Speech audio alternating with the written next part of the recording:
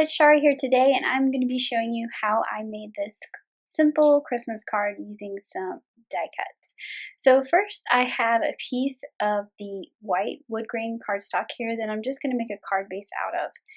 You could also make a card base out of just regular cardstock and cover it with a panel if you're trying to conserve this lovely wood grain cardstock, or you could also cut a panel with the stitch wood grain backdrop and get a similar effect as well, just cutting it out of white cardstock and putting it on a card base.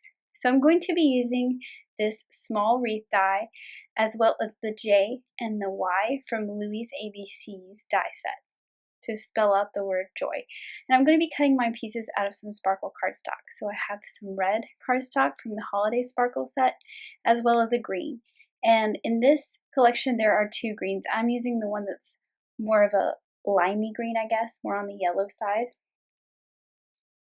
because that just had the look that I wanted with the green and the red and some traditional colors. I also think this card would look great cut out of some non-traditional colors too, like silvers and golds and coppers. So I've cut a little piece of the green cardstock here that I'm going to cut my wreath out of, and then I just did the same with that red strip of cardstock that was left over. I just used a scrap, so this is a great way to use up some scraps. And I cut out the Y and the J. So you can see we're going to spell the word joy here. I've also got the die that cuts the little string with the bow. This is very thin, delicate die cut, and I've cut that out of some black licorice cardstock. So that's going to hang our wreath from the top of the card. So to finish it, I want to say joy to the world. So I'm going to cut a curved folded banner here, and I'm going to cut it out of some narwhal cardstock. I thought that this lighter gray would look good on that white and not overpower the bright, colorful part of the joy part of our card. And then I'm going to use Heralds ABCs to spell out to the world. Now my Heralds are very old. This is the first stamp set I actually ever got from lawnfawn, so they've seen a lot of life. I'm just going to spell out to the world, and I'm laying these on the curved banner because I think it's easier. Now these are easy to line up in a straight line, but since I'm doing a curve, I'm laying it on the banner first. Otherwise, I would line these up on the block just right beside each other. The L is really hard to get to stand up, so I'm going to put that one aside, and I'll just fill that one in once I pick these up with the block. You can see mine need like a bath or something. They don't want to stick very well. But once I've got them on the block, then I can kind of move them around. And I'm going to stamp them out just on a test piece of paper to make sure I've got the curve and the spacing right. And one way to do that without cutting another banner on this scrap piece of paper, I'm just tracing it with a pencil to what the shape of that banner is, where that sentiment's going to go, and I'm just stamping it in there to make sure I've got it spaced the way I want it.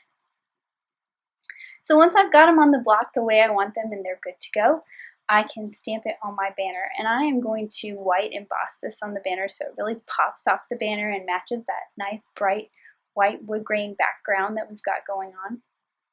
So I'm just going to dust my banner with the anti-static powder tool and use some lawnfawn white embossing powder to emboss my sentiment.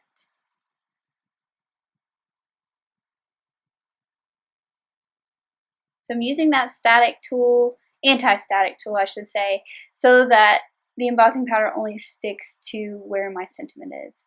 I decided to go ahead and fold the banner just so I could easily see where the extents of that flat part are, where my sentiment needs to go. But when it comes to stamping it, I'm just going to flatten it back out.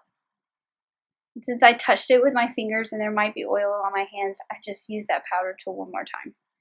So I'm just going to sort of line it up straight, and I'm going to use my clear embossing ink.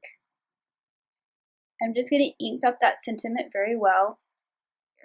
So I was just looking at it in the light to make sure that it was inked evenly, and then I'm going to stamp that down and just add that white embossing powder to that.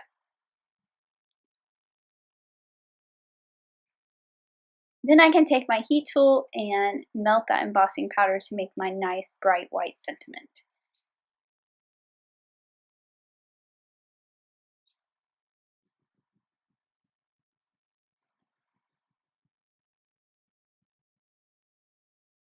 So once that's all nice and melted and embossed, I can start to assemble my card. So I'm just going to line it up and find the center, and then I'm going to open it up so it'll lay flat. Because of the embossing on this cardstock, it doesn't want to lay flat when it's folded all the time. So I've just done this so I can sort of see the center and it not be way up on the top of my cardstock. I'm going to start with the wreath because that's what I want everything centered around. And then I can add in that little thin black string and bow, and I can line it up with my little pencil mark that I made at the top. Now I know it's in the center, and I'll just trim off the extra here when I'm done. I'm going to add the Y and the J, and you can see why it's kind of important to start in the center. This way everything gets centered nicely.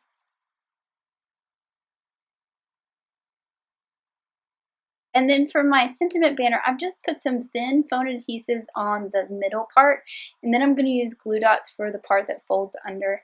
This will help it lay flatter with the dimension that you get when you folded this thick cardstock.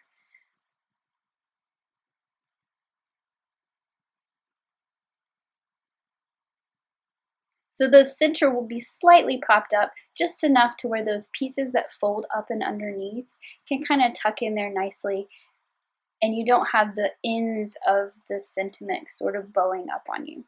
So what I like to do is sort of stick the center down first where those foam adhesives are, and then I can just push the ends in and push down that glue dot that I've put on the back side of those end pieces of the banner.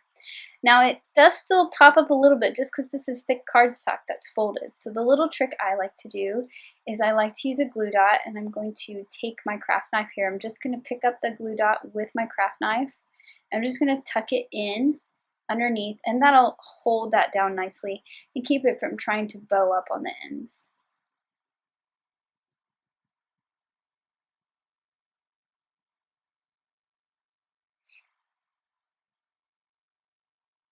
Now that I have all these pieces, I'm going to fold it closed, and I can trim off the extra of this little hanger here.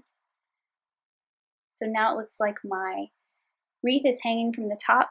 And then to finish it off, you can use the little die that cuts out the berries, but I thought since I had a lot of sparkle going on, it would be kind of nice to add these little gems. So I've got some red gems here from Little Things by Lucy's cards, and I believe these are the cherry color, and I'm just kind of trying to scatter them about and space them evenly. They come in different sizes. You could also use sequins or enamel dots too. I think anything would work just to add that little touch of the berries on the wreath, just for something a little extra.